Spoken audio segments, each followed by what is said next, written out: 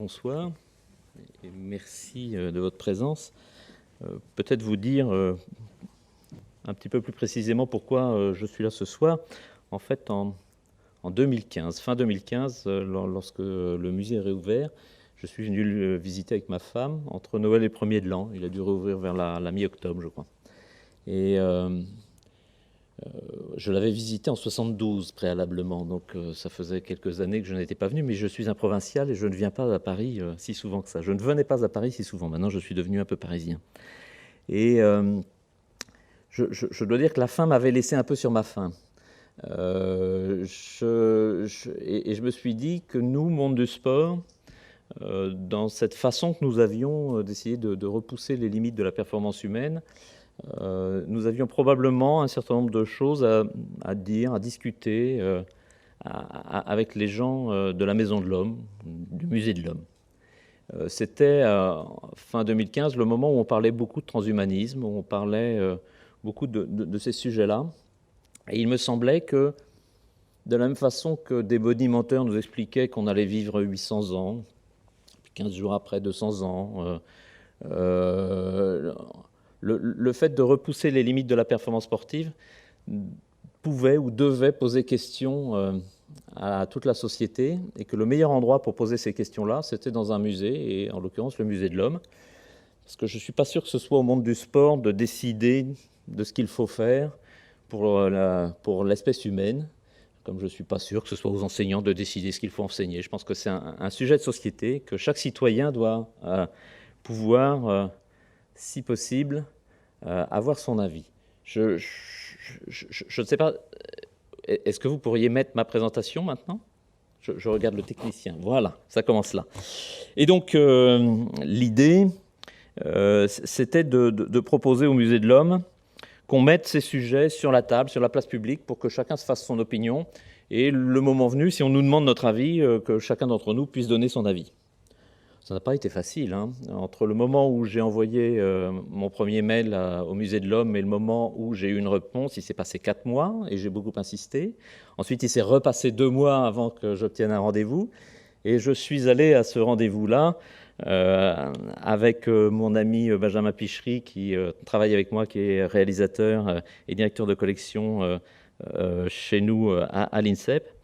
Et nous sommes allés rencontrer des ethnologues, des anthropologues, qui nous ont regardés avec des grands yeux ouverts et qui se sont dit « Mais qui sont ces gens du monde du sport qui veulent nous parler ?» Alors on a discuté ensemble, et puis au bout d'un an encore, on a décidé de faire cette exposition ensemble. Alors bonjour, je m'appelle Patrick Roult, je travaille donc dans cette maison qui s'appelle l'INSEP, qui est dans Paris. Tout le monde dit l'INSEP à Vincennes, mais l'INSEP est dans Paris, puisque le bois de Vincennes est dans Paris. Je m'occupe du pôle haut niveau, c'est-à-dire en gros des sportifs de haut niveau, de la façon dont ils vivent, dont ils se forment et dont ils s'entraînent sur le site de l'INSEP. Il y a à peu près 800 sportifs qui s'entraînent à l'INSEP en permanence. En ce moment, ce sont les Jeux d'hiver. Les Jeux d'été de Tokyo viennent de passer et nous sommes focus, comme on dit, sur les Jeux de Paris 2024, évidemment. Je fais aussi des choses avec un camarade qui s'appelle François Bélanger, autour de la prospective et avec cette idée de on regarde où pour penser les futurs du sport. Et une grande partie de ce que je vais vous présenter vient aussi d'une réflexion que nous menons ensemble, François Bélanger et moi, sur cette prospective du sport. Donc voilà, je vous parle ce soir de sport, et le titre « Trop vite, trop haut, trop fort » est en fait emprunté à un livre de Jean-Michel Besnier, qui vient de sortir, qui est coédité par l'INSEP, dont Benjamin Pichery, dont je vous ai parlé tout à l'heure, est le directeur de collection. Donc j'ai piqué le « Trop vite, trop haut, trop fort » à Jean-Michel Besnier. Jean-Michel Besnier sera le prochain qui viendra faire une conférence ici à l'INSEP. Je ne saurais trop vous conseiller d'assister à sa conférence, notamment sur le transhumanisme. Il a des choses extrêmement intéressantes à dire sur le cyborg, notamment sur ces sujets qui nous dépassent un peu et qui nous étonnent parfois. Donc le sport, ce sont des imaginaires et des questions.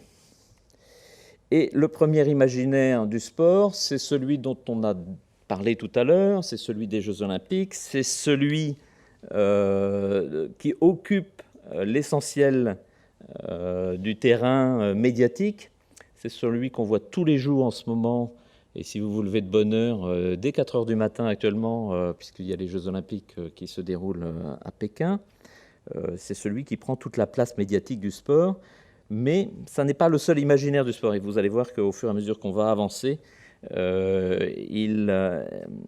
va parler d'autres imaginaires. Le sport, c'est forcément un corps performant. Et je vous ai mis quelques images de sportifs.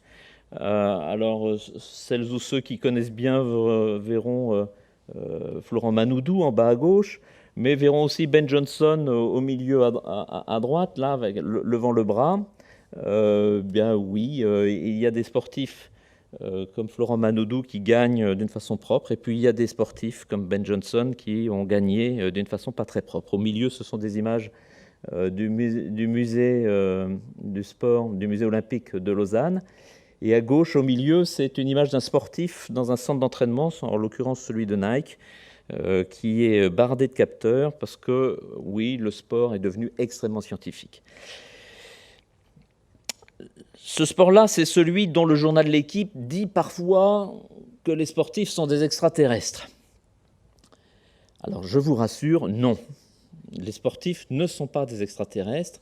Ce sont des gens bien de chez nous, mais parfois, dans le vocabulaire, dans les imaginaires, on a tendance à dire que parce que ces jeunes gens font des performances sportives hors normes, courent très vite, sautent très haut, nagent très vite, lancent des poids très loin, ou gagnent beaucoup de matchs, en l'occurrence de handball, ici c'était pour un titre de champion du monde de handball, on dit de ces jeunes gens qu'ils sont des extraterrestres. Non, ce sont des humains comme tout le monde.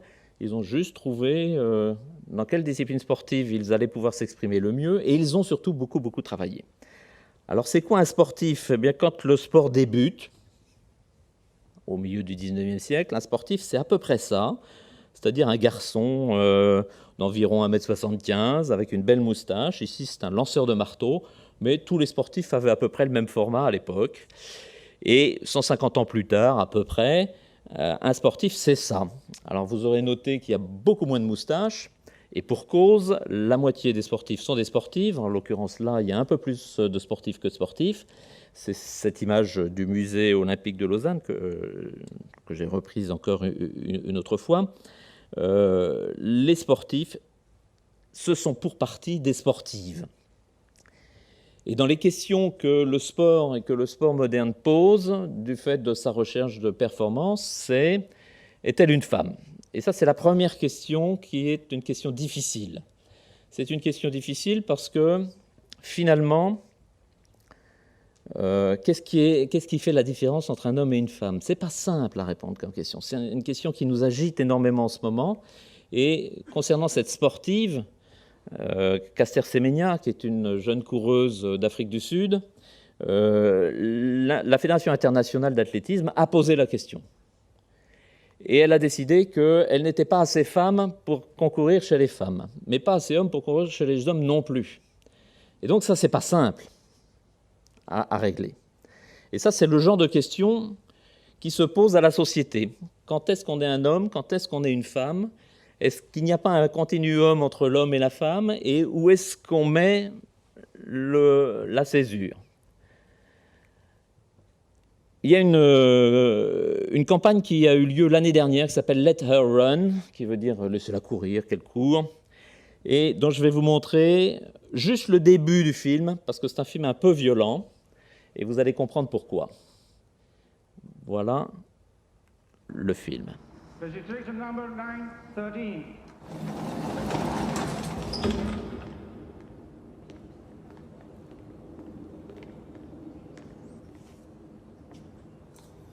913, you're here to perform a general verification test approved by the National Athletic Association. Event? High jump, Country? Spanish. What is your gender? I a woman. Since when? Always. Are you sure? Yes. Remove your upper clothes.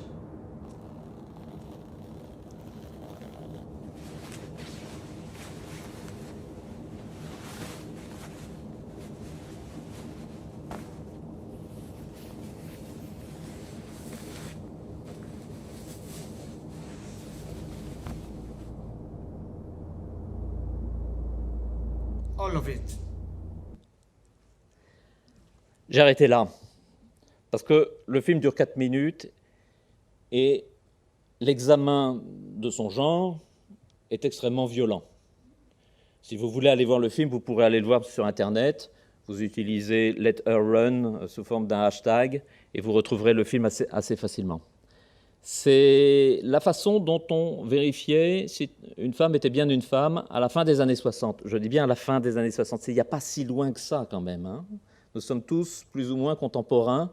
Je dis tous, je regarde, il y a certains qui sont un peu jeunes, mais une bonne partie d'entre nous sommes contemporains de ce qui s'est passé là et de ce qui se passait là encore. Et ça se passe toujours, pas exactement sous cette forme-là, évidemment. Les choses se sont peut-être un peu civilisées, mais dans l'esprit, le sujet est toujours là. Et ça, voilà une première question que pose le sport et à laquelle il est difficile de répondre et à laquelle, finalement, c'est une violence faite aux femmes qui est extraordinaire. Et tout ça parce qu'il y a des hommes qui trichent. Et il ne faut pas oublier que c'est parce qu'il y a des hommes qui trichent qu'on demande aux femmes de justifier d'être une femme. Et que c'est une violence extraordinaire. Et que c'est une violence insupportable. Mais ça existe. Le deuxième sujet, un peu connexe, c'est la différence entre le sexe biologique et l'identité de genre, qui sont les sujets en ce moment qui pèsent sur notre société d'une façon extrêmement importante. Voici un article d'un journal néo-zélandais qui nous explique qu'un athlète transgenre, Lauren Hubbard, a été nommé dans l'équipe de Nouvelle-Zélande, d'haltérophilie féminine. Et elle a participé, puisqu'elle est transgenre, elle a participé aux Jeux Olympiques à Tokyo. Pas fait une grande performance, mais elle a participé aux Jeux Olympiques à Tokyo comme femme, alors que peu de temps avant, quelques années avant, elle était un homme qui faisait de l'haltérophilie déjà. C'est un sujet qui existe aussi dans le handball. Par exemple, Anna Munce. Anna Munce, c'est cette jeune femme que vous voyez à droite, tout à fait derrière, qui dépasse tout le monde d'une tête. Ou que vous voyez ici, avec le ballon à la main, face à une adversaire, dans un tournoi de qualification pour les championnats du monde de la zone Asie-Pacifique. 1m92, 100 kg. 3 ans avant de jouer dans l'équipe nationale féminine de handball, elle jouait dans l'équipe nationale masculine de handball.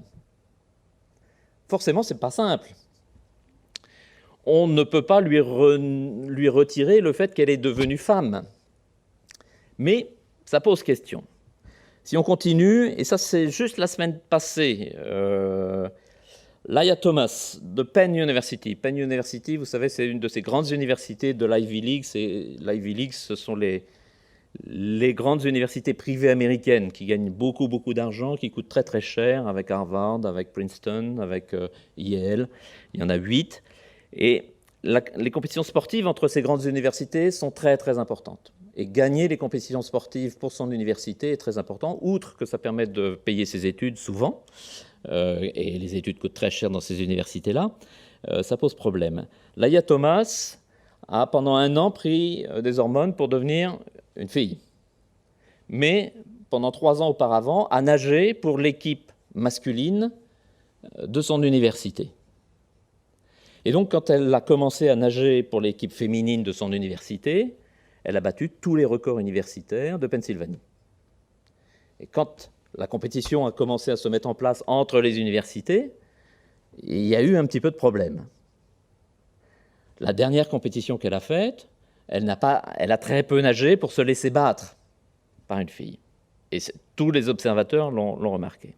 La semaine passée, il y a un certain nombre de règles qui ont été changées, dont on nous dit, et le Philadelphia Inquirer nous dit que ces nouvelles règles ne vont pas affecter la star de Penn University, Laia Thomas, pour l'instant.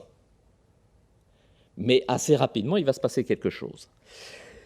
Aux États-Unis, 10 États ont d'ores et déjà pris des lois pour bannir les athlètes transgenres des compétitions féminines. Parce que quand on a été un compétiteur de très haut niveau chez les garçons et qu'on devient une femme, de fait, il y a un déséquilibre qui se crée avec des jeunes femmes qui sont biologiquement femmes depuis leur naissance. Voilà un deuxième sujet que le sport aborde aujourd'hui. Alors, on ne l'aborde pas encore sous cette forme-là en France, hein. Il n'est pas arrivé chez nous, mais il est en Nouvelle-Zélande, il est en Australie, il est aux États-Unis, il est encore en Bretagne, il est dans beaucoup de pays autour de chez nous. On ne l'a pas encore tout à fait abordé chez nous parce que le cas ne s'est pas présenté. Mais voilà une deuxième question que le sport pose et qui, en soi, n'amène pas de réponse toute faite et toute simple. C'est extrêmement complexe. Je n'ai pas de réponse, moi, personnellement. Mais si on pose ça sur la table et qu'on y réfléchit ensemble, peut-être qu'on peut trouver quelque chose d'intelligent à dire ou à faire sur ces sujets-là. De la même manière que je comprends des jeunes femmes qui disent « la compétition est inéquitable », de la même manière, je ne vois pas d'où on irait à ces jeunes hommes qui sont devenus de jeunes femmes leur féminité. Pas simple. Pas simple. Deuxième imaginaire, c'est l'imaginaire de la liberté. On va passer dans des choses un petit peu plus légères, parce que ça a commencé un petit peu en plombant la soirée, mais avec des sujets difficiles, évidemment. Mais il faut qu'on aborde de toute façon les sujets difficiles. Il n'y a pas d'autre solution que de les régler qu'en les abordant de face. La liberté qui est liée au sport, c'est l'héritage finalement d'une contre-culture de la fin des années 60 et du début des années 70. On n'est plus dans le sport de compétition, on n'est plus dans le stade, on est dans le sport un petit peu partout, uniquement pour le plaisir. Vous avez en bas à gauche une publicité de Nike qui dit « Man versus Machine », où un homme court alors qu'il y a plein de voitures à côté de lui. Vous avez en haut une autre publicité où on voit un homme qui court devant une station-service Texaco qui dit qu'il n'y a plus de carburant dans les pompes, avec « a bit of independence », un petit peu d'indépendance pour le coureur à pied. On pourrait transposer ça à la période de maintenant, hein, où le carburant est tellement cher que beaucoup de gens se disent « mais comment je vais faire? Je ne peux plus mettre de carburant dans ma voiture. » Eh bien, courez ou marchez. C'est une façon de conserver votre indépendance. C'est donc tout ce mouvement dans la suite du mouvement hippie et des contre-cultures des années 60, début des années 70. Vous voyez ce petit catamaran qui s'appelle un Hobbycat, vous voyez en haut à droite des skateboards, du deltaplane, et surtout en bas à droite, cette nouvelle pub de Nike. Nike a beaucoup porté cette culture et cette contre-culture. « There is no finish line ». Il n'y a pas de ligne d'arrivée. Le précédent imaginaire, celui de la compétition, avait une ligne d'arrivée. Et on mesurait ce que les gens faisaient en fonction de cette ligne d'arrivée. Ici, dans cet imaginaire-là, il n'y a pas de ligne d'arrivée. Et c'est plutôt intéressant de se dire que, bah oui, on peut faire aussi du sport pour son plaisir, pour son épanouissement. J'ai essayé de penser, et François Bélanger a pensé à ça avec moi, d'une façon un peu différente.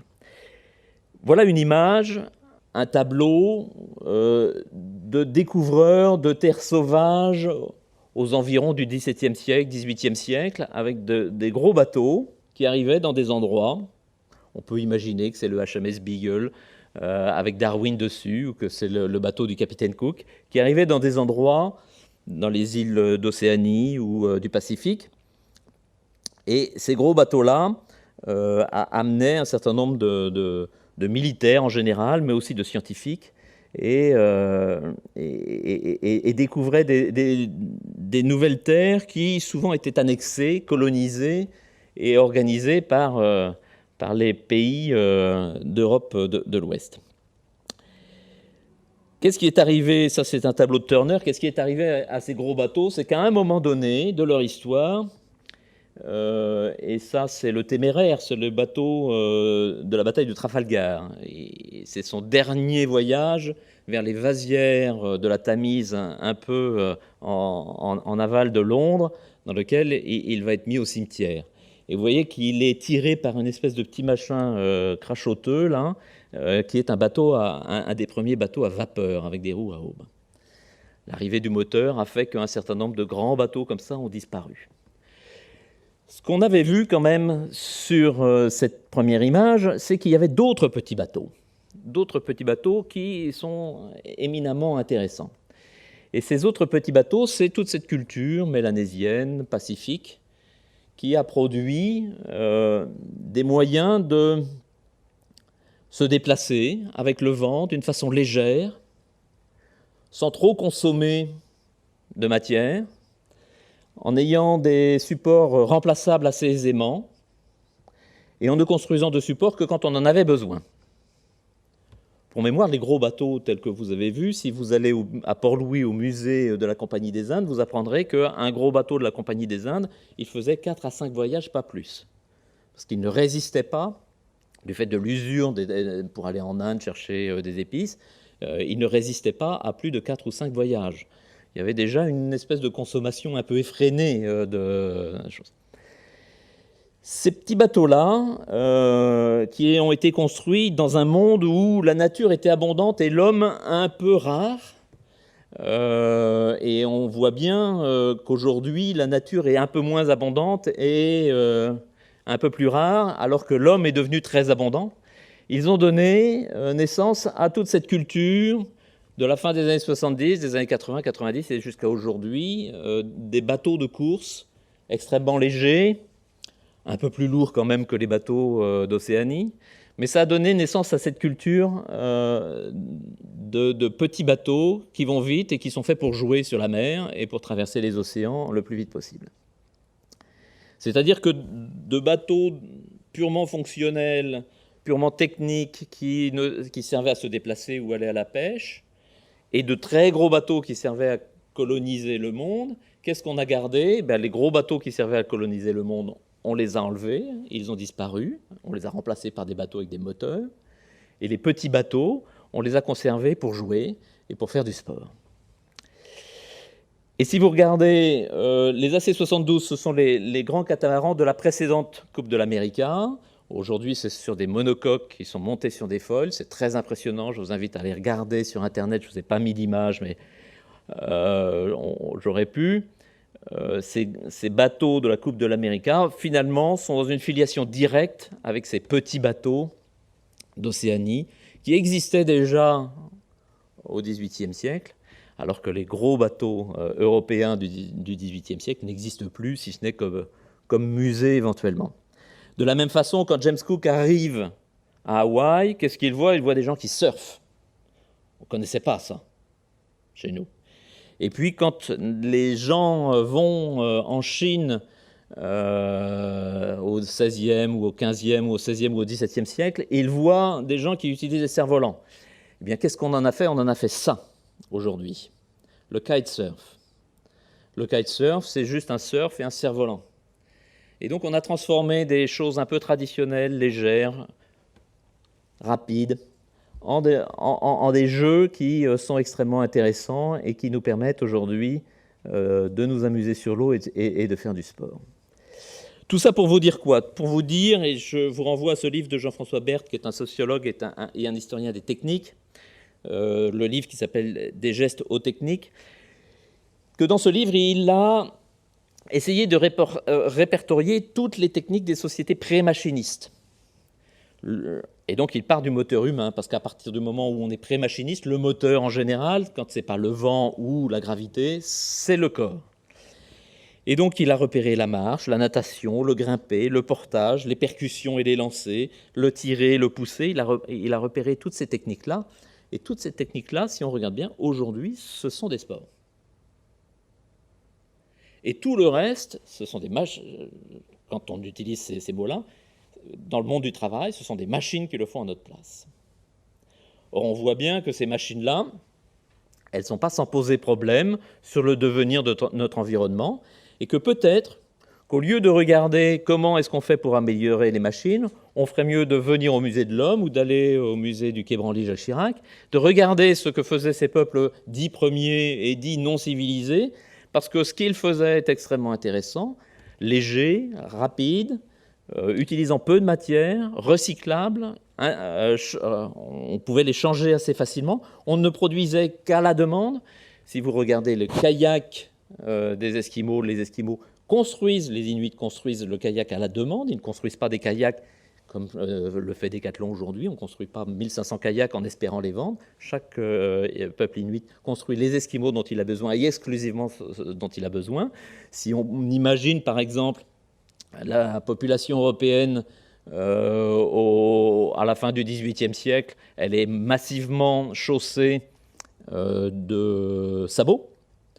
Et si on se projette du côté de l'Amérique du Nord, les populations amérindiennes sont chaussées de mocassins, c'est-à-dire de chaussures extrêmement souples qui leur permettent de courir très rapidement.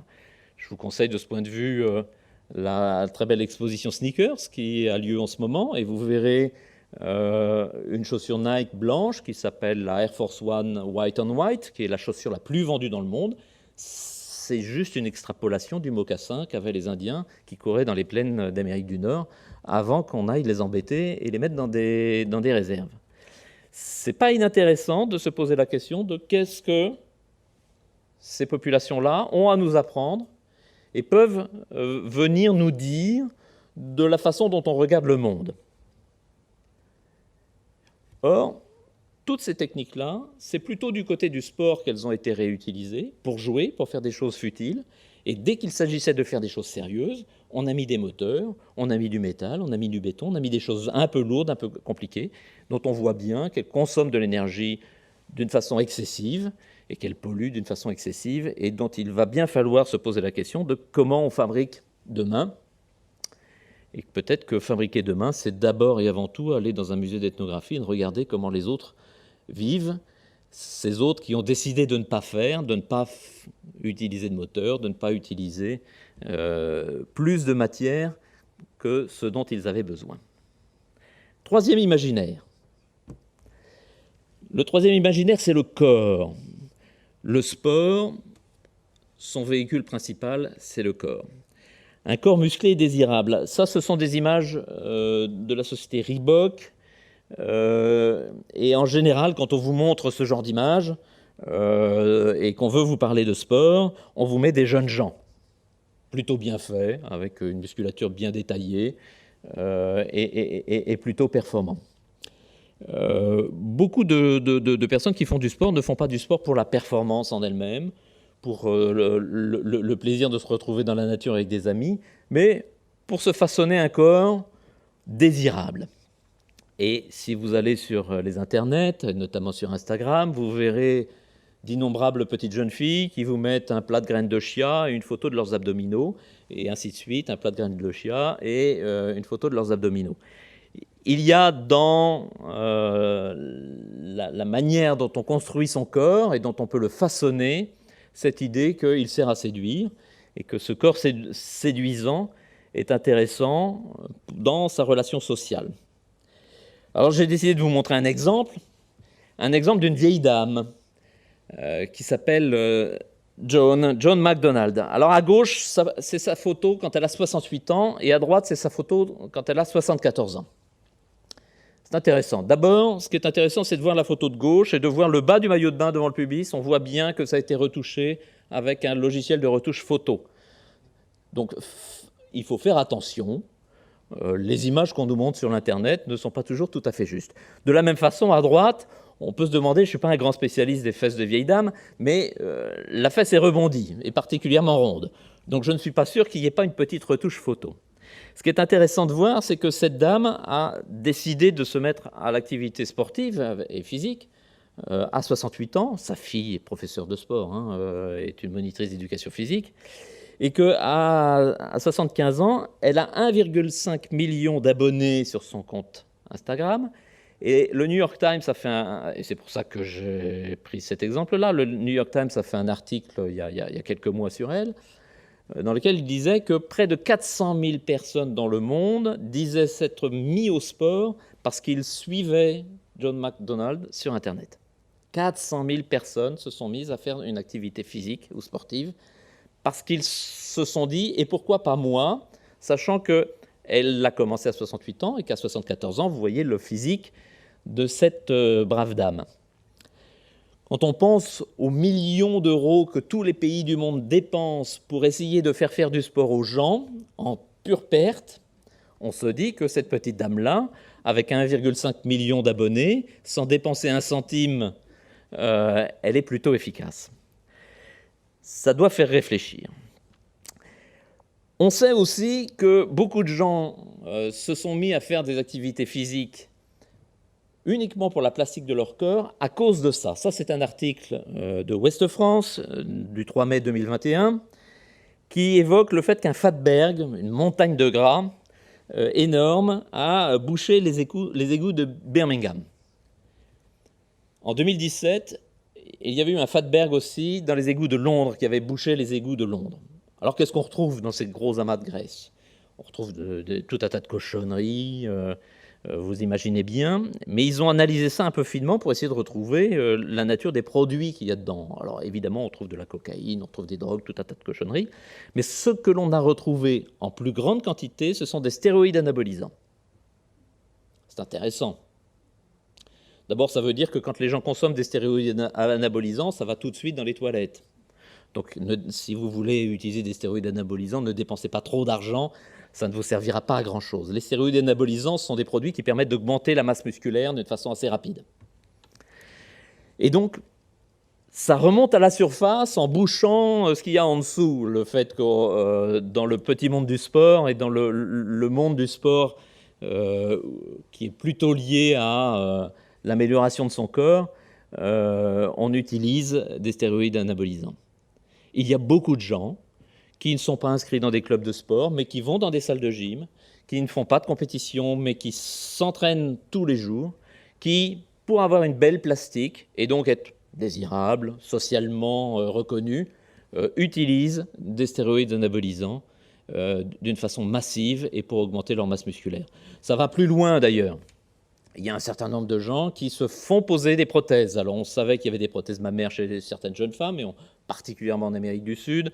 Il y a énormément de jeunes femmes qui, très très jeunes, se font poser des prothèses mammaires. Mais il y a des prothèses de pectoraux pour des jeunes hommes qui veulent avoir des pectoraux sans trop soulever de la fonte. Il y a des prothèses de mollets pour avoir des gros mollets, parce qu'apparemment, dans certains endroits, avoir des gros mollets, c'est assez reconnu. Donc il y a des prothèses en silicone, et il y a des chirurgiens qui acceptent l'idée d'opérer des gens pour mettre des prothèses en silicone dans des mollets, des prothèses de pectoraux à la place, sur le haut du corps, de jeunes gens qui ne veulent pas faire d'activité physique et qui veulent avoir un look, une silhouette qui ressemble à des canons de beauté qui sont un peu bizarres. Ça doit nous poser question. Ça doit nous poser question dans la mesure où, qu'est-ce qu'on fait? Est-ce qu'on se dit que c'est bien ou est-ce qu'on se dit que c'est pas bien? Est-ce qu'on conseille les gens de ne pas faire ça ou est-ce qu'on les laisse faire et on laisse faire de plus en plus? Le rôle de la publicité, par exemple, de ce point de vue-là, est extrêmement bizarre parce qu'on nous présente des canons de beauté qui sont un peu difficiles. Alors ces canons de beauté évoluent pour autant.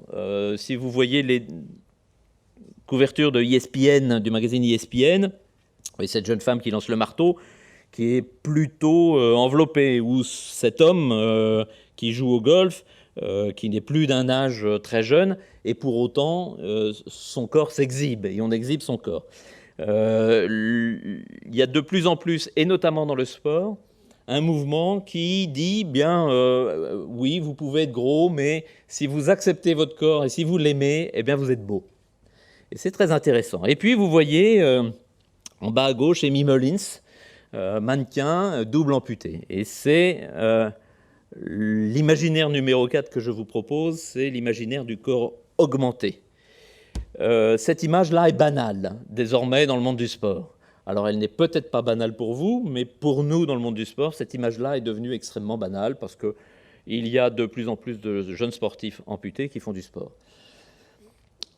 Ça vient de quoi? Ça vient principalement du travail qu'ont fait les Anglais au moment des Jeux Olympiques de 2012. On parlait beaucoup des Jeux Olympiques, très peu des Jeux Paralympiques. Ils ont décidé qu'on parlerait autant des Jeux Paralympiques que des Jeux Olympiques. Et je vous propose le clip qu'avait fait Channel 4 en 2012 pour faire la promotion des Jeux Paralympiques. Et vous allez voir.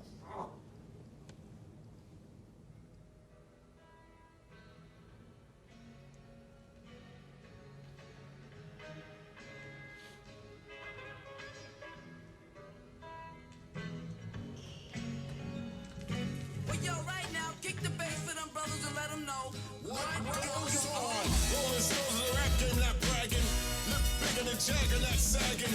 Spell it backwards, I'ma leave it at that. That ain't got nothing to do with rap. Get up. Just like that. Get up. Just like that. Get up. Just like that. Get up. Just like that. I know this is a shock. Screaming gangster 20 years later. Of course, endorse while consciousness faded. New generation believe in them fables. Gangster boogie on 2 turntables. Thank you for letting us be ourselves. So don't mind me if I repeat myself. These simple lines be good for your health. To keep them crime rhymes on the shelf. Live love life like you just don't care. Never scared. Rain and noise is the moment they feared. Get up, still a beautiful idea.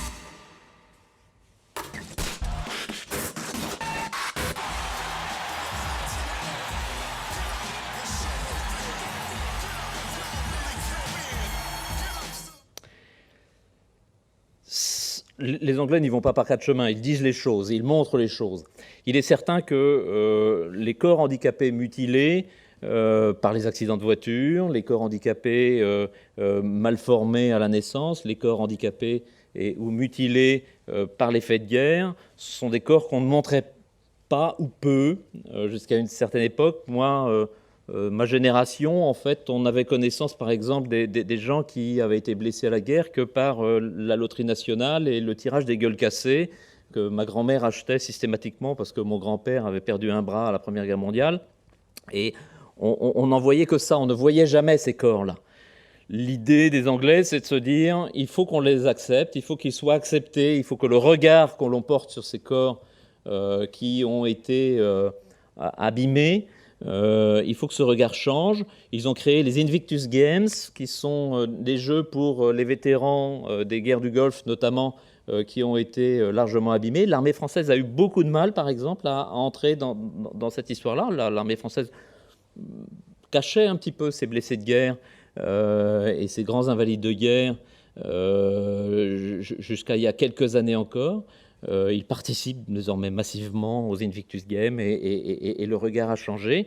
Il est vrai que montrer des blessés de guerre, amputés ou autres, ça fait que les mamans ne veulent plus que leur fils rentre dans l'armée, hein, parce que la guerre, ça abîme les gens, il faut bien le dire.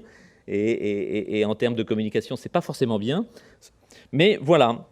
Et on vous dit dans le clip, Meet the Superhumans. On a tendance...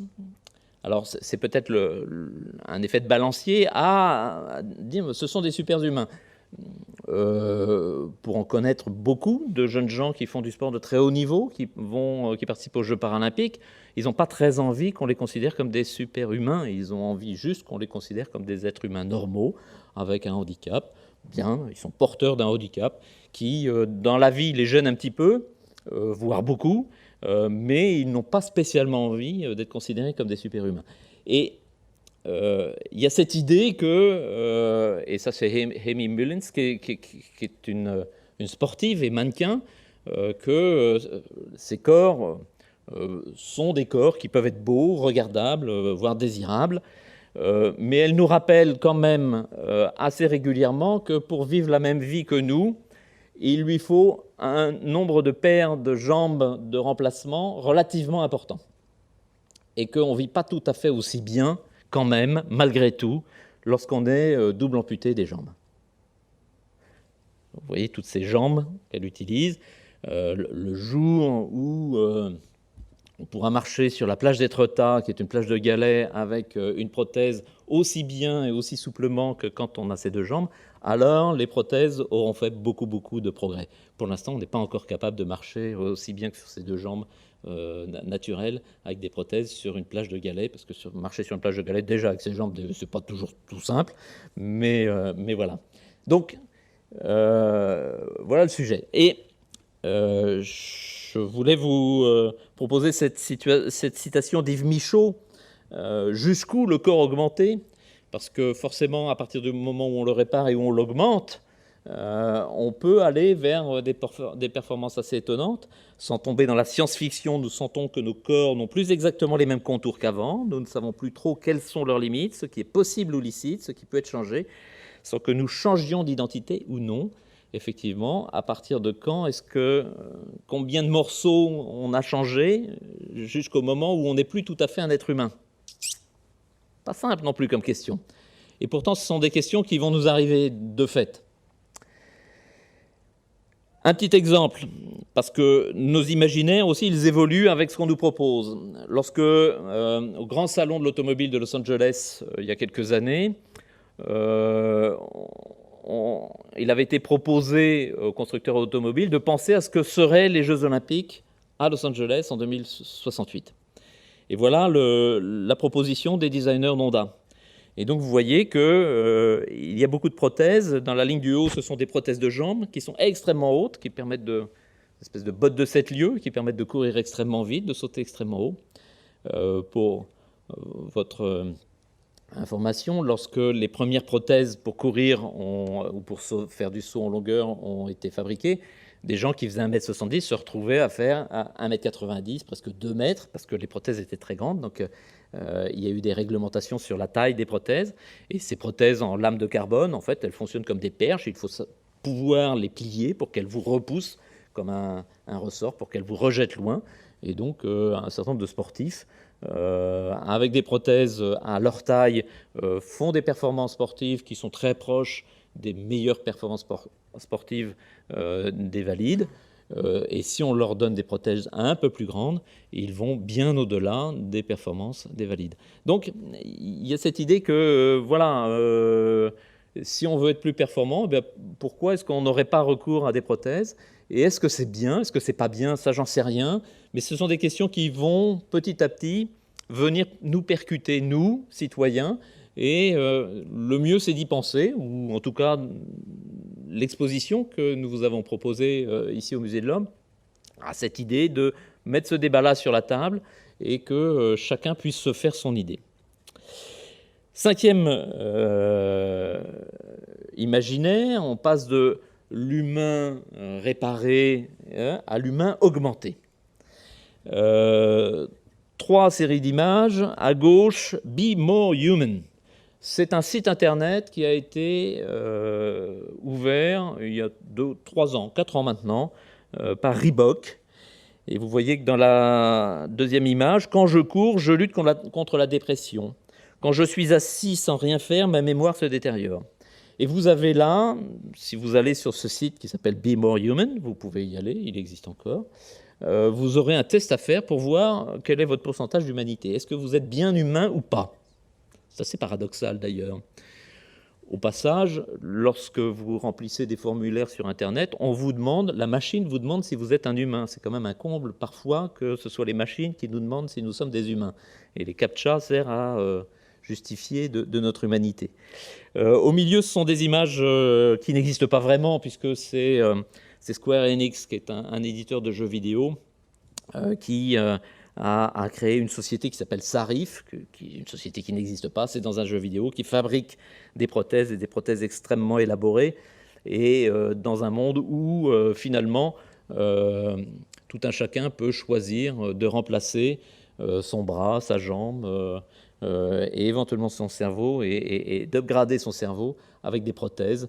Et ça peut paraître extrêmement lointain ou extrêmement décalé avec la réalité. Ça n'est pas si décalé que ça avec la réalité. Et puis, à droite, 2 images, 2 couvertures du Time Magazine. Can Google solve death? Est-ce que Google peut supprimer la mort? Vaste sujet, vaste sujet. L'autre, 2045, The Year Man Becomes Immortal. 2045, l'année où l'homme est devenu immortel. Alors, c'est une vraie question, mais il y a des gens qui passent beaucoup de temps et qui dépensent beaucoup d'argent sur cette idée de est-ce qu'on est capable de supprimer la mort ou est-ce qu'on est capable de la repousser le plus loin possible. Pour l'instant, on sait bien que non, qu'aux environs de 120 ans pour les gens qui vivent extrêmement longtemps, mais il y en a assez peu. On peut, certains, espérer aller aux environs de 120. Il y a de plus en plus de centenaires un peu partout dans le monde, mais on va guère plus loin que 120 ans, et c'est pas gagné. Je vous montre un petit film sur la jeunesse éternelle. C'est un petit film publicitaire de Nike et il m'a semblé intéressant de vous le montrer. Madonna Buter, an 86-year-old nun. Oh, sorry, sister. Sister Madonna Buter, 86 years old, goes for a morning run. Good for you, sister. She's still active at her age. That's great. Whoa, maybe a little too active. Nap time, sister? I don't think so. The sister doesn't think so. Okay. Wait, what? Iron Man? Oh, no. This is a bad idea, sister. A real bad idea. Somebody Relax, stop. she's the Iron Nun. But she won't make it. This is an Iron Man. The first 45 didn't kill me. You've done 45 of these? Okay. Do your thing, sister. Do your thing. Jeunesse illimitée. 86 ans, la sœur là, qui fait de l'Ironman. Et elle le fait vraiment, hein. C'est pas du cinéma. Elle fait du sport, elle court tous les jours, elle nage tous les jours, elle fait du vélo tous les jours et elle fait des Ironman. C'est pas une blague, elle existe vraiment, cette petite dame-là. Mais 86 ans, quand même, on se dit, est-ce que c'est possible? Alors, je vous ai montré deux coupes, c'est les quadriceps, c'est-à-dire au niveau des cuisses. En haut, ce sont les cuisses d'un homme sédentaire de 74 ans. Vous voyez, ce qui est sombre, c'est le muscle. Ce qui est blanc au milieu, avec un petit cercle noir autour, c'est le fémur. Et ce qui est tout blanc autour, c'est le tissu adipeux, c'est-à-dire c'est du gras. Juste en dessous, c'est un homme de 70 ans qui fait du triathlon, c'est-à-dire ce que fait la nonne de 86 ans. Et vous voyez que sa masse musculaire est restée relativement importante. En fait, l'idée de la jeunesse éternelle est une idée un peu stupide. Mais vieillir en bonne santé n'est pas nécessairement une idée totalement stupide. Et avoir une activité physique continue, et voire même reprendre une activité physique à un âge relativement avancé. Je vous renvoie à John McDonald qui, à 68 ans, avait repris une activité physique. Ça n'est pas tout idiot parce que la masse musculaire peut continuer à grandir même quand on est à un âge relativement avancé. On peut regagner de la masse musculaire et diminuer sa masse grasse. Donc, cette idée de jeunesse éternelle et de repousser la mort, c'est probablement une idée stupide. Par contre, vieillir en bonne santé et vieillir actif, c'est plutôt une bonne idée. Et je voulais faire passer ce petit message. L'imaginaire numéro 6, eh bien, une fois qu'on est passé du sport au corps, du corps réparé, au corps augmenté, à l'humain augmenté, la version suivante, c'est l'humain dématérialisé. Alors, on parle beaucoup en ce moment de méta. Facebook s'appelle Meta désormais. Pourquoi? Parce qu'ils veulent lancer cette idée de métavers, qui est un univers virtuel dans lequel les gens pourront vivre une vie à peu près complète, à peu près. Et donc, c'est l'idée qui commence au tout début des années 70 avec un jeu qui s'appelait Pong et qui petit à petit envahit les salons et tout le monde joue aux jeux vidéo.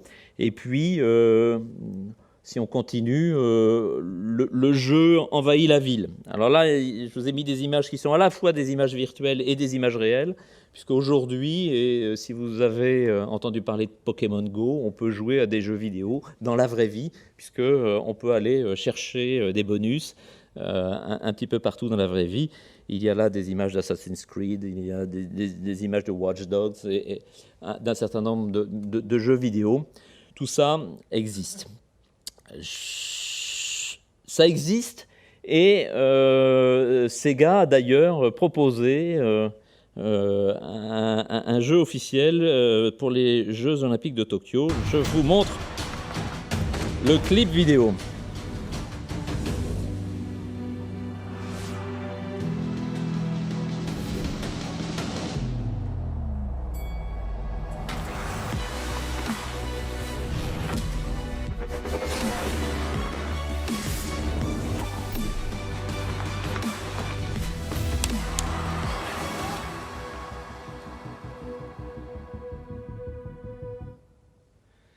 Bien. Le sport, aujourd'hui, ça peut aussi être ça. C'est donc du vélo que l'on fait chez soi sur un vélo qui ne bouge pas, mais qui bouge dans un univers virtuel. Ça peut être des mouvements que l'on fait chez soi, de lancer de balles, d'une balle virtuelle vers son écran et qui correspondent à un lancer de baseball, ou ça peut être des combats que l'on simule depuis chez soi avec un masque de réalité virtuelle. Le sport, ça devient aussi cela. Ce qui est intéressant dans les imaginaires virtuels et dans les espaces virtuels comme ça, c'est que c'est le corps que je veux selon mes humeurs. On peut se choisir un corps extrêmement puissant, on peut se choisir un corps faible, on peut se choisir, quand on est un garçon, un corps de fille, quand on est une fille, un corps de garçon, quand on est âgé, un corps de jeune, quand on est jeune, un corps âgé. En fait, la vie dans ces univers virtuels-là permet d'avoir le corps que je veux quand je veux. Et ça interroge. Ça interroge parce qu'à un moment donné, il n'est pas dit que vous préfériez le corps que vous avez dans le monde virtuel au corps que vous avez dans le monde réel. Et on a d'ores et déjà des jeunes gens, plus ou moins jeunes d'ailleurs, parce qu'il y a aussi des gens relativement âgés, qui passent plus de temps dans les univers virtuels que dans les univers réels, qui se coupent du monde, et qui se coupent du monde réel, et qui ne vivent plus que dans des univers virtuels. Et ça interroge sur notre devenir et sur la façon dont on va interagir avec le monde dans un avenir proche. Nike, par exemple, travaille nos imaginaires sur ces sujets-là. Là, c'est un mélange d'images de tenues inventées par Nike et d'images de jeux vidéo. Je vous mets au défi, si vous regardez vite, de faire la différence entre les deux. C'est à peu près la même chose. Nike produit aujourd'hui des vêtements de sport qui ressemblent énormément à ce qui est dessiné dans l'univers virtuel. Nike a acheté il y a maintenant un peu plus d'un mois une entreprise qui ne fabrique que des vêtements virtuels. Ils ont créé dans Roblox un univers virtuel et ils ont acheté une entreprise qui ne fabrique que des chaussures virtuelles et qui vendent sous forme de NFT, non-fungible token. Alors, vous irez chercher ce que sont les NFT, on va pas passer trop de temps là-dessus, mais c'est pas inintéressant de voir que les grandes marques de sport s'intéressent à ces vêtements virtuels. Et je termine par cette image d'une athlète américaine. C'est pendant les trials d'athlétisme, c'est-à-dire les sélections américaines pour les Jeux Olympiques de Tokyo. Cette jeune femme s'appelle Richardson, de son nom de famille. Si vous regardez ses cheveux, son maquillage, ses tatouages, sa tenue, on pourrait la croire sortie d'un jeu vidéo. À la fois, nous créons ces mondes virtuels, et à la fois, ces mondes virtuels viennent dans le monde réel faire évoluer notre présentation du corps, de l'homme, de la femme, et de la façon dont nous interagissons avec le monde. Et je vais m'en tenir là. Je vous remercie. Si vous voulez me contacter, vous pouvez me contacter via les réseaux sociaux sur ce petit machin qui s'appelle IN. Et j'en ai terminé. On peut passer aux questions.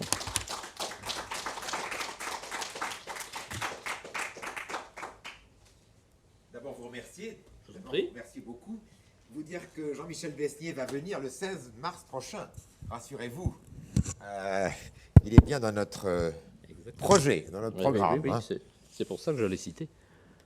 Et puis donner la parole à la salle. Où est la première question?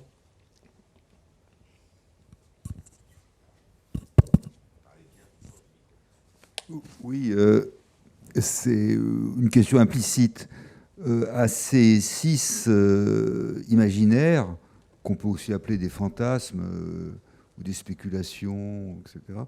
Moi, je voudrais en ajouter 2, enfin on pourra en ajouter 2. Il y a l'imaginaire du spectacle, puisque le sport c'est aussi un spectacle, parce que les gens payent pour assister, pour simplement voir des épreuves sportives. Donc il y a un côté showbiz qui est inhérent au sport lui-même. Et l'autre imaginaire, c'est celui de la guerre, puisqu'il y a des sports qui ne sont pas chronométriques, qui sont des sports d'équipe, où là, il faut battre un autre adversaire, comme le tennis, ou individuel, boxe, tennis, foot, etc. Donc, avec tous les les imaginaires qui sont autour de la guerre, la victoire, la haine de l'autre, etc. Et ce qui fait qu'on peut imaginer que ça soit un substitut à la vraie guerre où on tue les gens, etc. Et que donc les grands États privilégient les grandes compétitions sportives qui sont aussi nationales. Jeux Olympiques, c'est les États, pour éviter de faire la vraie guerre qui est beaucoup plus destructive. Voilà. Donc deux imaginaires de plus, le spectacle et la guerre. Oui, alors je n'avais pas choisi cela, mais évidemment, vous avez raison. À la fois, le spectacle est une partie importante du sport. Et il y a pas mal de théoriciens, effectivement, et de chercheurs qui ont réfléchi à cette idée que le sport était un moyen d'éviter la guerre. Alors, pas toujours. Il y a l'exemple d'un match de football au Venezuela qui a très très mal tourné et qui a fini en guerre entre deux pays. Il n'y a pas beaucoup d'exemples, mais il y a ce triste spectacle que l'on voit régulièrement de foules qui s'opposent et qui se battent dans les stades, et pas que dans les stades de foot d'ailleurs, et c'est toujours un peu dommage. Mais oui, ces imaginaires-là existent aussi dans le monde du sport. Je ne limite pas aux 6 imaginaires que j'ai choisis, je ne limite pas le sport à ces 6 imaginaires-là. Ce sont des imaginaires que j'ai choisis pour aller dans une narration autour du corps et de la façon dont on perçoit le corps et notre façon d'interagir avec le monde, et pour poser un certain nombre de questions. C'est ce que je vous ai dit en introduction. Moi, j'ai proposé cette exposition au Musée de l'Homme pour mettre sur la place publique un certain nombre de débats, pour que les gens s'en saisissent, réfléchissent, tout seul, à plusieurs. Là, on est plusieurs, et j'espère que ça vous donne à réfléchir ce que je vous ai présenté.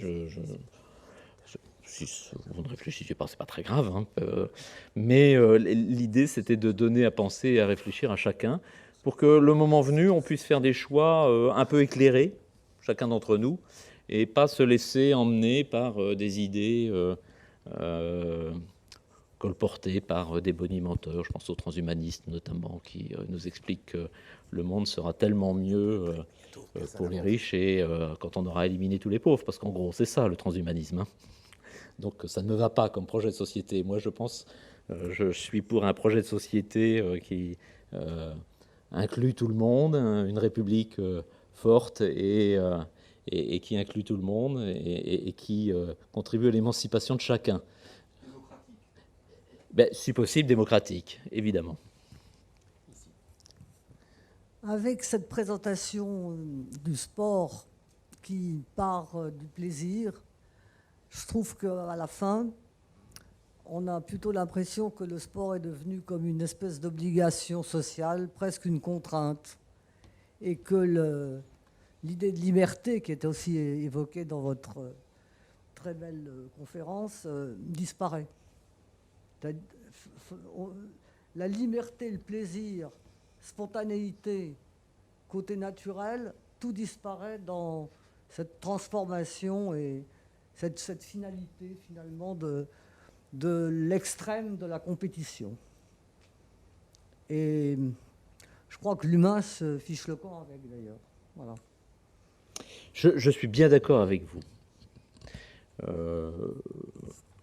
La collection que dirige Benjamin s'appelle Homo Ludens, l'homme qui joue.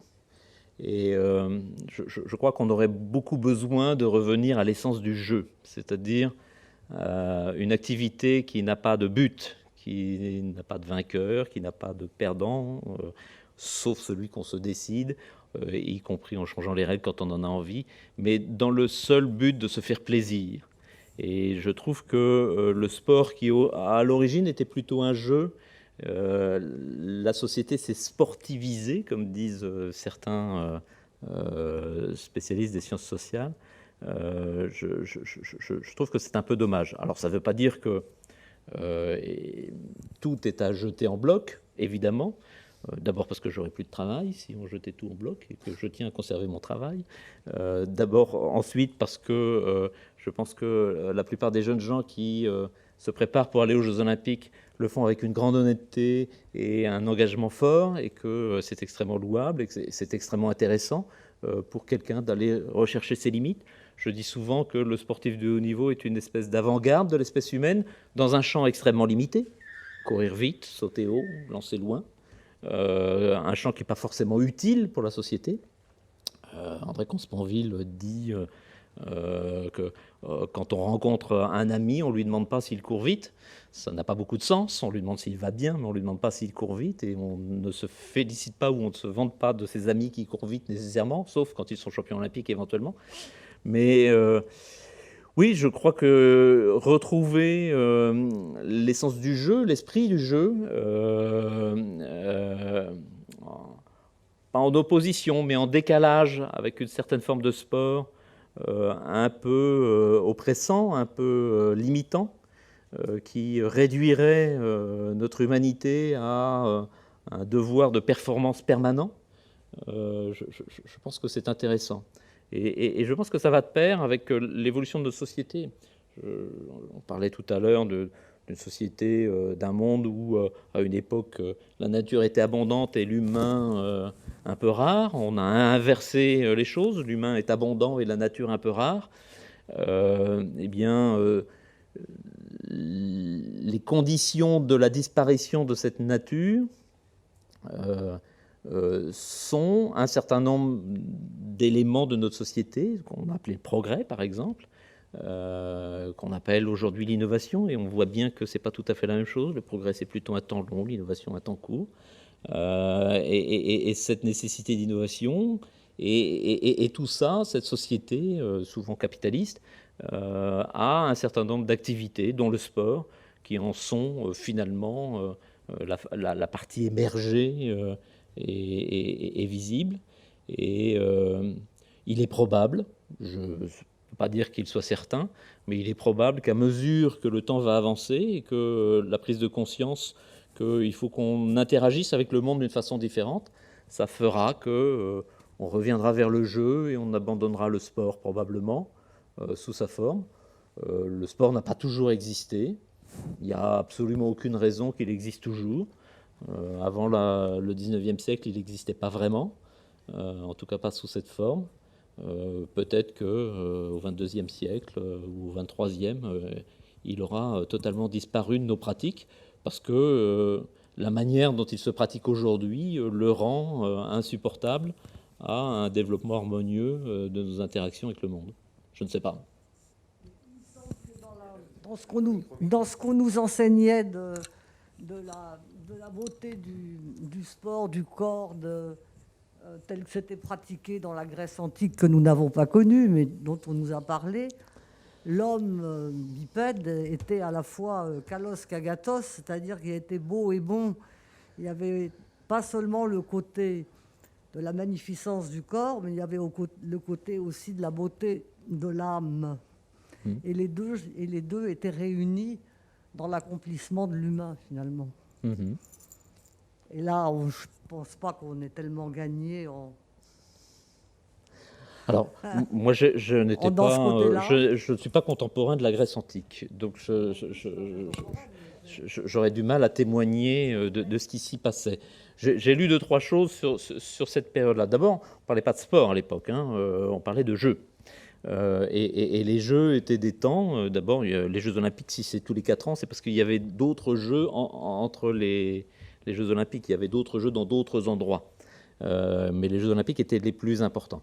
J'ai lu, par exemple, que les femmes n'étaient pas admises dans l'arène, en tout cas comme spectatrices, que c'était une affaire exclusivement masculine.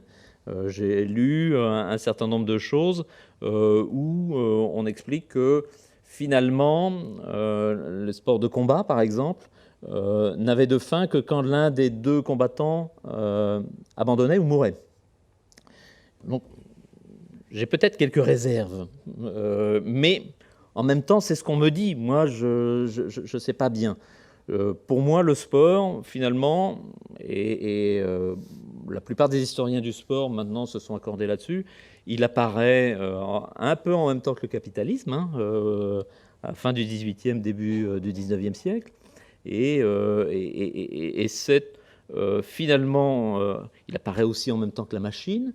Pourquoi ? Parce que la machine, se substituant à l'homme sur des activités physiques, il fallait, pour maintenir un appareil guerrier en bon état, on revient à la guerre, que les jeunes gens aient une activité physique d'entretien qui les rende forts pour le moment venu pouvoir être à la disposition de leur pays. Il y a des choses comme ça qui sont intéressantes. Avant que les Anglais n'inventent la plupart, une bonne partie de nos sports modernes, il y avait une activité physique qui ne s'appelait pas vraiment sport à l'époque, qui était extrêmement populaire aux États-Unis, qui était la marche. Et la marche à pied, et on marchait le plus vite possible. On marchait dans des endroits où il y avait beaucoup de public qui pariait. Le pari est dès l'origine associé au sport, et certains sports n'existent que parce qu'ils permettaient de parier. Et pour la petite histoire, il y a un jeune Limousin qui était parti aux États-Unis pour apprendre à coudre avec la méthode de Goodyear des chaussures. Et quand il est rentré à Limoges, il a appelé les chaussures Weston, et Weston était le marcheur le plus célèbre et qui marchait le plus vite aux États-Unis à l'époque. L'embouche marketing existait déjà dès le 19e siècle. Donc, je ne sais pas trop quoi dire, moi, sur la comparaison avec la Grèce antique, parce que je ne suis pas sûr qu'elle soit... qu'on puisse s'appuyer sur des choses suffisamment solides, mais vous avez raison, et je suis bien d'accord avec vous. La marchandisation de l'activité sportive, cette transformation en un spectacle presque exclusivement pour gagner de l'argent, et on voit ce qu'est devenu le football parfois, ou le basketball, ou certaines activités sportives, pose problème, et ça doit nous questionner, ça devrait nous questionner en tout cas.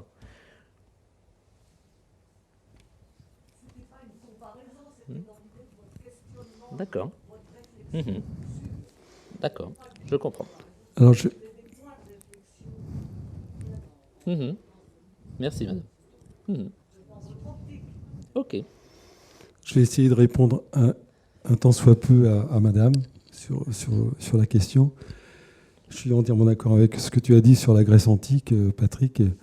Bien entendu, je crois qu'il y a eu une bascule quand même entre le monde antique et médiéval qui consistait à un accomplissement de soi, avec la modernité qui s'est emparée du dépassement de soi. Et on est passé d'un monde clos à un monde ouvert. Le corps aussi était clos avant la chirurgie, il est devenu ouvert, donc ouvert aussi à toutes les transformations. Et la modernité caractérisée au-delà, bien sûr, du XVIIe siècle, du XVIIIe siècle, au XIXe, la machine à vapeur et toutes les techniques machiniques ont, comme par hasard,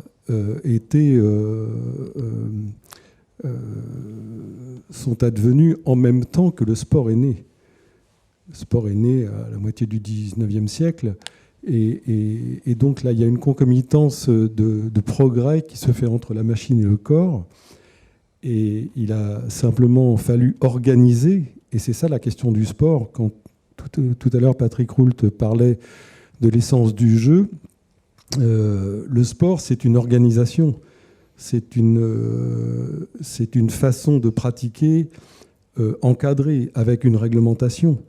Donc tout ce dispositif-là, lié à une mécanisation au sens large du terme, dans un monde infini, je le répète, on est passé du monde clos au monde infini, défini par Alexandre Koyré notamment.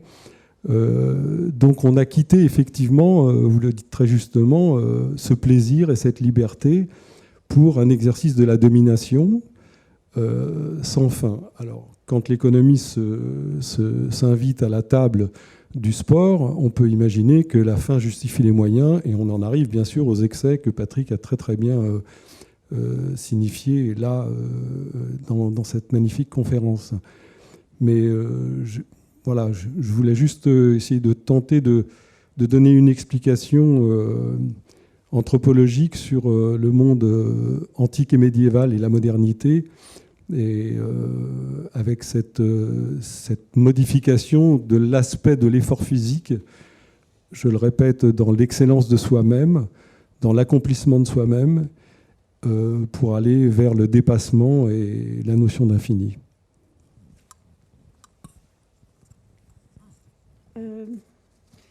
Oui, je voulais parler aussi des jeux qui existaient aussi en France. On avait le fameux jeu de paume qui a donné le tennis.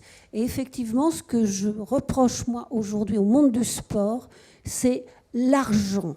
Je veux dire, quand des gens rêvent sur des joueurs de foot qui sont milliardaires, quelque chose me gêne. Et dans la publicité qui mélange un peu tout, il ne faut pas oublier non plus que les athlètes ont des carrières très courte.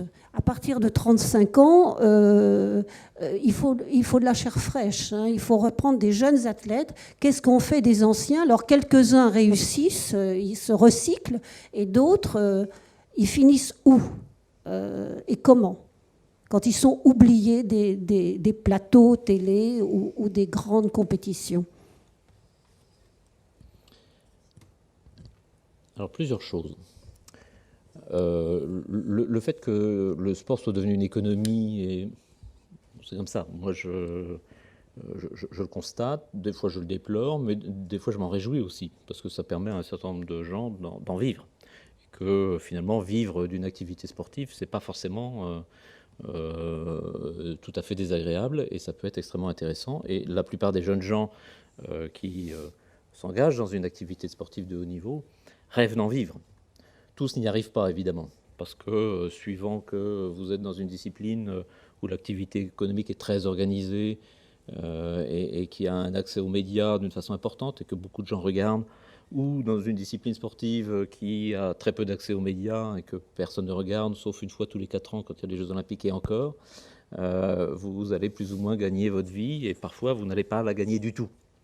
Et par contre, la quantité de travail pour devenir un champion est la même.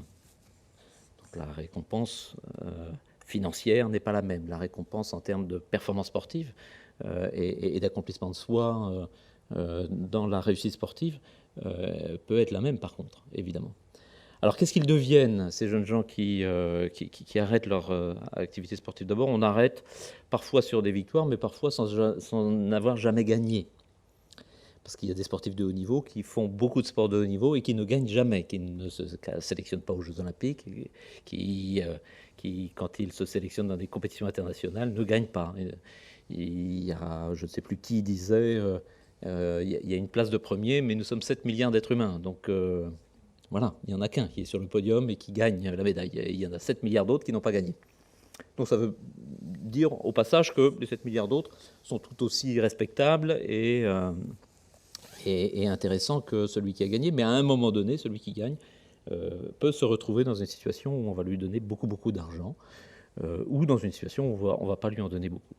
Alors, les situations sont extrêmement différentes. Moi, ce que je dis aux sportifs de haut niveau qui arrivent jeunes à l'INSEP, c'est ce que les sociologues nous ont montré, parce que nous avons des laboratoires de recherche à l'INSEP, et nous avons des sociologues qui travaillent à essayer de comprendre ce que c'est que la performance, et qui monte sur un podium olympique et qui n'y monte pas, par exemple.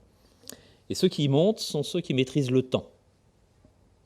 Ne sont pas les plus forts, ne sont pas les plus techniciens, ne sont pas les plus riches nécessairement, c'est ceux qui maîtrisent le temps. Et dans mon petit discours de rentrée que je fais aux jeunes gens quand ils arrivent en début d'année à l'INSEP, je leur dis le temps, Socrate nous a dit que c'était 3 choses. Le temps chronos, le temps de la journée qu'on organise, et cette capacité à bien organiser son temps et à le maîtriser, c'est-à-dire à être maître de son propre projet, à être responsable de son propre projet est extrêmement importante. Alors c'est valable pour les sportifs, mais c'est valable pour tout le monde. Il y a le temps du kairos, c'est-à-dire le temps de l'opportunité qu'il faut savoir saisir. Et savoir saisir une opportunité, c'est par exemple changer d'entraîneur au bon moment, quand on sent qu'on patine un petit peu, qu'on n'avance plus, qu'on ne progresse pas. C'est répondre à une offre d'un club qui vous dit on a un projet pour toi. Et il faut avoir de la chance pour bien saisir une opportunité. Je leur explique que la chance, ce n'est pas du hasard. C'est beaucoup de travail qui rencontre l'opportunité. Si on n'a pas beaucoup travaillé, on ne verra pas l'opportunité. On n'est pas capable de la voir. Donc faire du sport de haut niveau, c'est d'abord et avant tout beaucoup travailler. Et la troisième chose, c'est l'ION, vous savez, c'est la destinée. Un sportif de haut niveau, il sait, et s'il ne le sait pas, c'est un problème, mais on lui explique très vite, très tôt, dès le plus jeune âge, quand ils arrivent chez nous, vers 16, 17, 18 ans, qu'il a une destinée de sportif de haut niveau qui va s'arrêter. Et qu'après, il va se passer quelque chose. Et qu'il aura une autre vie à mener après. Donc, nous mettons en place beaucoup de moyens pour les aider à se former.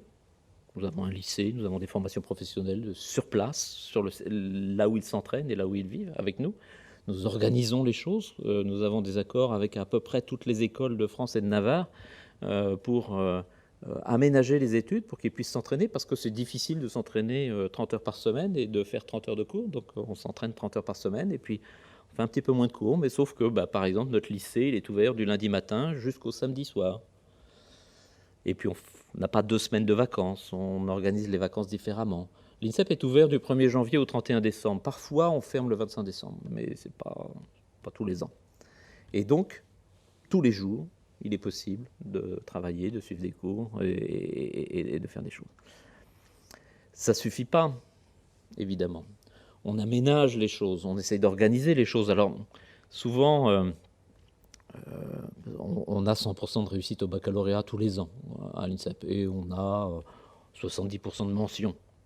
Donc, il y a beaucoup de journalistes qui me disent « Mais monsieur Roux, vous devriez dire ça à l'éducation nationale ». Et je leur dis « Mais c'est l'éducation nationale, ce sont des enseignants de l'éducation nationale, mais c'est une éducation nationale à qui on a donné les moyens de ces contraintes. » Et les contraintes des sportifs de haut niveau sont très fortes, d'abord parce qu'ils s'entraînent beaucoup, et puis souvent ils sont à l'étranger. Et donc, quand il y a eu le confinement, nous, on n'a pas été si surpris que ça, parce qu'on avait l'habitude d'avoir des sportifs qui étaient à l'autre bout du monde, et on organisait les cours à l'autre bout du monde pour des sportifs.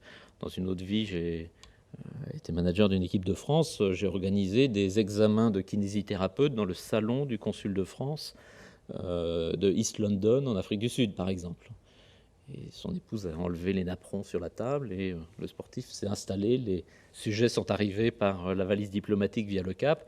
Et, donc on est capable de faire beaucoup de choses pour les aider à se construire un avenir qui ne sera pas nécessairement dans le sport. Et il y a beaucoup de sportifs, de jeunes gens sportifs qui finalement n'ont pas spécialement envie de travailler dans le monde du sport.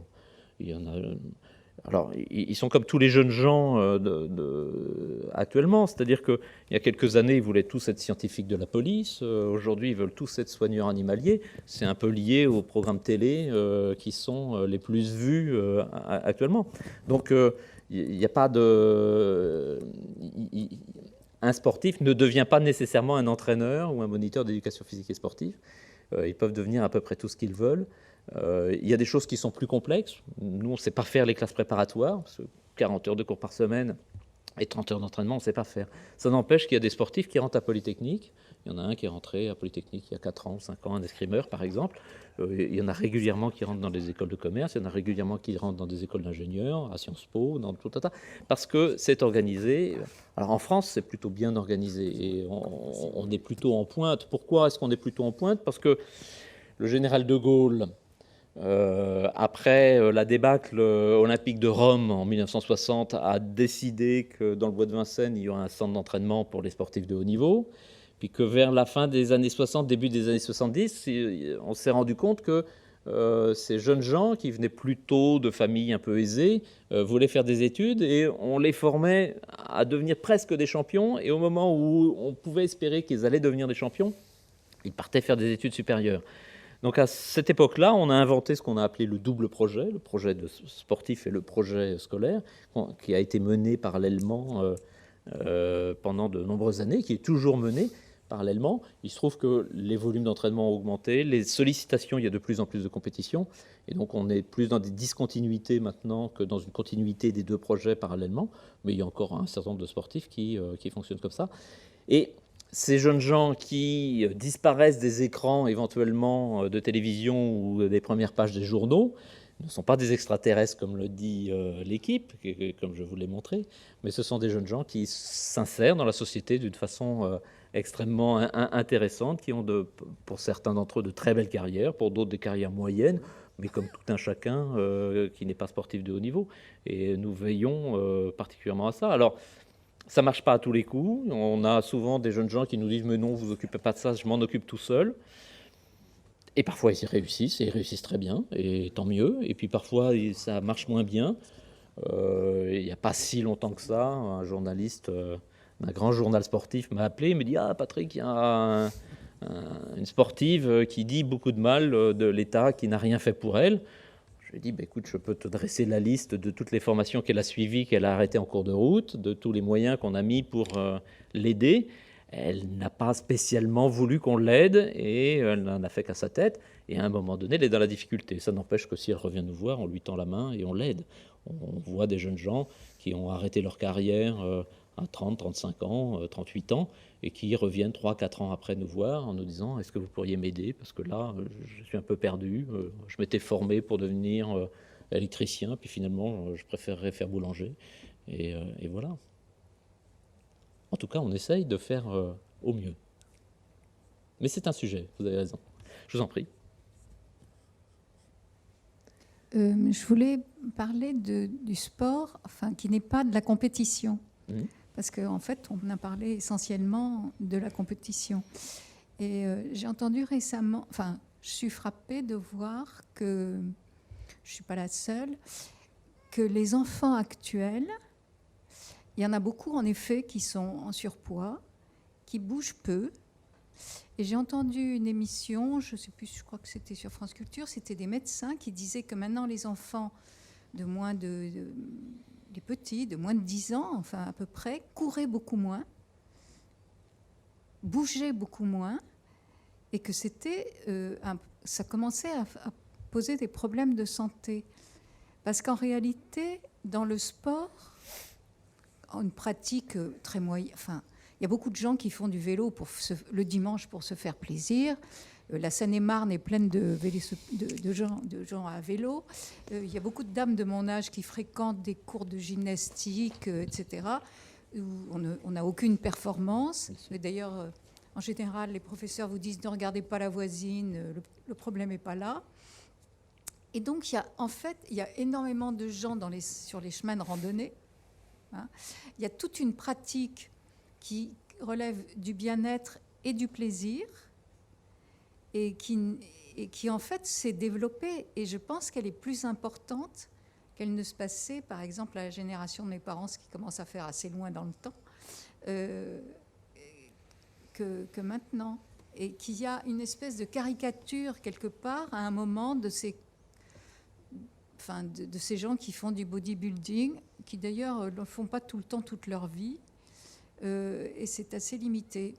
Moi qui fréquente beaucoup les plages, parce que j'adore ça, et maintenant j'ai le temps d'y passer, enfin je peux y passer au moins 3 mois par an, sinon un peu plus, je vois qu'il y a toute une pratique et qui ne consiste pas à sculpter son corps, justement, où les gens sont plus tolérants là-dessus, il me semble. Mais vous avez raison. Si on veut essayer de comprendre le sport, on peut venir à l'INSEP, mais on va voir un tout petit bout du sport si on vient à l'INSEP. C'est très très peu de monde, et ça concerne très peu de monde. Alors ça prend beaucoup de place dans les médias, mais ça concerne très très peu de monde. On peut aller aussi sur les stades qui sont sur tout le pourtour de Paris, puisque les stades sont plutôt au bord du périphérique, là où l'air est le plus pollué. Mais on peut aller là aussi, parce que c'était là que le foncier était moins cher, en gros. Donc c'est là qu'on a mis des terrains de sport. On peut aller là et on va voir du sport en club, avec des associations qui font du sport loisir, de la compétition de loisirs. On peut aller aussi sur les bords, sur les quais de Seine le dimanche matin, et on va voir beaucoup de gens qui courent, qui marchent, qui font du vélo. Et puis on peut aller au 104, par exemple, le dimanche après-midi, qui est une espèce de grande agora où il y a des jeunes gens qui dansent, qui font des activités physiques et sportives. Et tout ça existe et est pertinent. Alors, la question de la régression des performances physiques des gamins. Moi, je suis né au début des années 60. Je passais ma vie dehors. Je jouais dehors. Je jouais au foot, je faisais des courses de vélo. Avec mes copains, on était toute une bande de gamins. On jouait dehors. Je suis allé, il n'y a pas très longtemps, dans l'immeuble où j'ai passé mon enfance. Alors, c'est dans le sud de la France. Et j'ai vu des personnes âgées qui étaient là et qui étaient arrivées d'ailleurs dans l'immeuble un peu après moi. Et je leur ai dit, ici, c'était le paradis des enfants, quand moi j'étais petit. Et ils me disent, ah non, c'est plus du tout le paradis des enfants. Ils n'ont plus le droit de jouer au ballon, ils n'ont pas le droit de faire du vélo, il y a des voitures partout, on ne peut plus laisser un gamin dehors parce que c'est trop dangereux. Donc, il y a la vie qu'on a organisée qui fait que les gamins, c'est pas simple. Lorsque vous allez dans un square dans Paris, vous avez une grande pancarte qui vous dit interdit de faire du skateboard, interdit de faire du patin à roulettes, interdit de jouer au ballon, tout ça. Finalement, les squares, c'est pour les tout petits enfants qui sont dans des poussettes avec des mamans ou pour les personnes âgées, mais c'est pas pour les enfants qui bougent. Les trottoirs, c'est quasiment impossible de jouer sur un trottoir. D'abord, les trottoirs se sont amenuisés pour laisser le plus possible de place aux voitures et ils sont de plus en plus petits.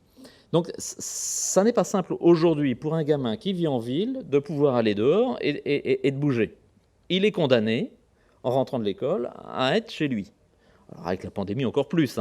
Et évidemment, notre capacité à sortir a été encore plus limitée. Mais indépendamment de cette période de pandémie, j'espère qu'elle va s'arrêter, c'est compliqué d'être un gamin en ville aujourd'hui et d'avoir une activité physique qui ne soit pas encadrée dans un club de sport à un horaire donné.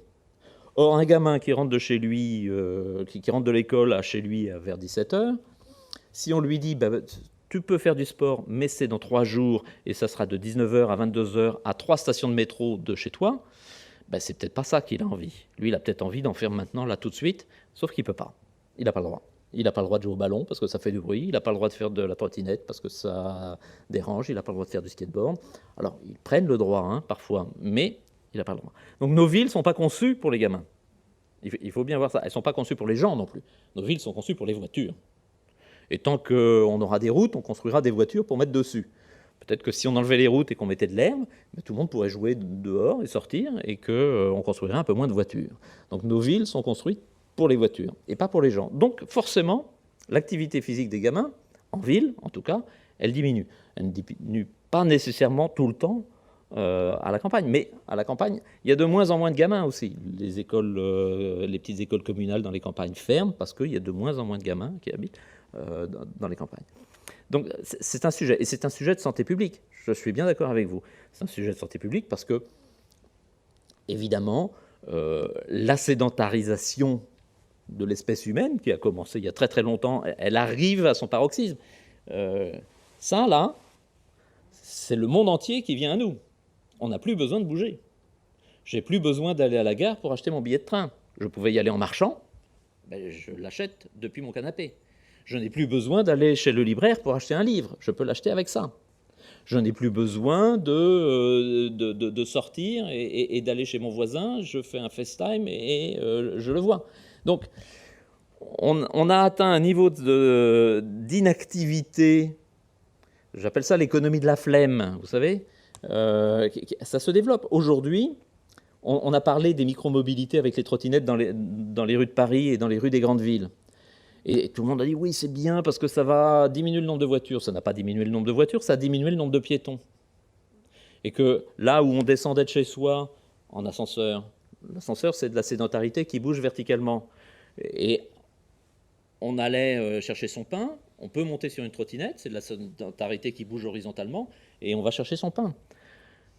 Donc, la bonne idée, c'est de prendre les escaliers, en tout cas de prendre l'ascenseur que quand les escaliers sont en panne, ils le sont rarement, donc prenons les escaliers et allons chercher notre pain à pied plutôt que de monter sur une trottinette. Mais on voit bien que tous les jours, de nouveaux services, de nouvelles organisations nous poussent à être sédentaires. Et en fait, notre société, elle ne vit que par notre sédentarité. Donc c'est compliqué de reprocher aux gens leur sédentarité alors que tout est organisé pour que nous soyons sédentaires.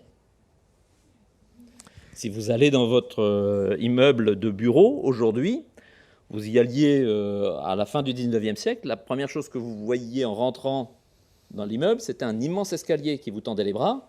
Aujourd'hui, vous allez dans un immeuble moderne, si vous voulez monter par les escaliers, vous emmerdez celui qui est à l'accueil en bas, qui va vous dire « Mais non, monsieur, les escaliers, c'est pour descendre en cas d'incendie. C'est pas pour monter. » Et en plus, si vous arrivez à trouver la porte, qui est en général marquée « Voie sans issue » ou « Sans issue », vous rentrez, c'est tout en béton, c'est triste, et la lumière ne vous permet pas de monter jusqu'à l'étage où vous voulez aller, parce qu'elle s'éteint avant, et vous vous retrouvez dans le noir, à tâtonner. On ne fait rien pour faire en sorte que les gens aient une activité physique. On fait tout pour que les gens soient sédentaires, parce que la sédentarité fait gagner beaucoup d'argent à beaucoup d'entreprises. Alors on se plaint et on dit ouais, c'est un problème de santé publique, la sécurité sociale, machin, tout ça. Mais c'est pas parce qu'on va faire un peu de sport aux gens qu'on va changer la question de la sédentarité. Est-ce que je peux te donner la dernière question? Pardonnez-moi oui. de vous couper, mais le temps passe, il va falloir fermer je la termine vite. maison. Oui, s'il vous plaît. L'activité physique, au mieux, elle va corriger notre inactivité. Mais elle ne va pas faire de nous des gens non sédentaires, puisque notre société est organisée pour que nous soyons sédentaires. La dernière question. Les enfants. La dernière question. Je vous en prie. Oui, donc j'ai vraiment beaucoup aimé votre partie sur le sport virtuel, sur l'imaginaire de metaverse, etc. Et donc en rapport avec ça, avec le développement de tous les e-sports, tous les sports virtuels, est-ce que vous ne pensez pas que dans le futur, le corps d'un sportif ne va plus s'associer à un corps physiquement développé avec beaucoup de masse musculaire ou enfin, de l'endurance, etc., mais plutôt à un sportif qui a un bon temps de réaction dans les jeux vidéo. Enfin, c'est ça les jeux virtuels en ce moment, enfin, les compétitions virtuelles, c'est plutôt des jeux vidéo. Donc, est-ce que ça ne va pas s'associer à un temps de réaction ou l'endurance de concentration sur un écran et même donc à son PC qui est plus performant que celui de l'adversaire? Est-ce que, du coup, est-ce que l'image d'un sportif ne va pas complètement changer dans le futur avec le développement des compétitions virtuelles? Alors, je pense qu'elle a déjà changé. Il y a des équipes professionnelles d'e-sport qui se sont développées, qui fonctionnent bien. L'e-sport remplit des stades, très grands stades, des stades de plus de 35 000 places sont pleins avec des compétitions d'e-sport. Si vous regardez qui est capable de remplir l'Accor Arena de Paris-Bercy avec une population de moins de 35 ans, il n'y a pas grand monde, il n'y a en tout cas pas de sport. Les sports, ils ont une population extrêmement variée, mais avec des moins de 35 ans, vous avez danse debout qui est du hip-hop et vous avez des compétitions d'e-sport. Donc l'image de l'e-sportif est déjà dans notre société et l'image de ce qu'est un champion et un champion e-sportif a déjà trouvé sa place dans nos imaginaires et dans nos représentations. Et effectivement, être capable de faire 50 interactions avec son avatar sur l'écran en 1 seconde ou 1 seconde et demie est une qualité physique assez exceptionnelle. Les courses de drone, par exemple, on s'aperçoit que le premier champion du monde de course de drone, c'est un gamin qui avait 16 ans, parce qu'on nous explique que, passé 20 ans, nos réflexes et la connexion entre l'œil, le cerveau et la main n'est plus suffisamment performante pour pouvoir piloter des drones à la vitesse à laquelle ils vont et le temps de réaction nécessaire pour pouvoir être performant. Donc oui, évidemment, ça a déjà bougé, ça a déjà changé, il y a déjà eu ce glissement-là, et l'enveloppe corporelle va aussi forcément bouger. Tout le monde pense évidemment à Wall-E, le film des studios Pixar, je crois, ou DreamWorks, je ne sais plus, l'un ou l'autre, où en fait les gens vivent dans sur des supports mécanisés qui les déplacent, mais sont tous obèses et passent leur temps à interagir d'une façon électronique ou virtuelle et ne bougent plus à proprement parler. Alors, je ne pense pas que ce soit un futur désirable. Pour autant, il faut s'interroger sur ces questions-là parce que, oui, il y a des choses qui peuvent glisser de ce côté-là et qui ne sont pas forcément extrêmement désirables. Voilà, je vous remercie.